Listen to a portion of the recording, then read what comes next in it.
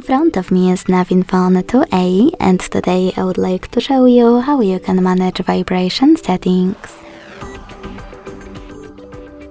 Begin by opening Settings and scrolling down to access Sound and Vibration.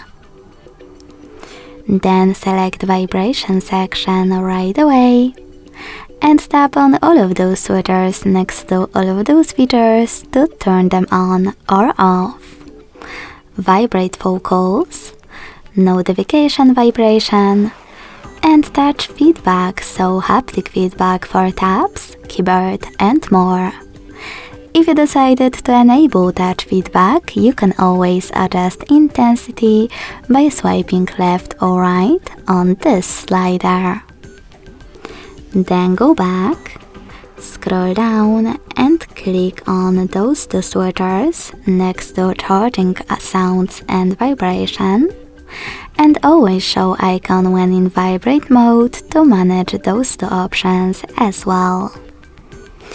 Thanks so much for watching. If you enjoyed this video, smash that like button, comment and subscribe. Bye!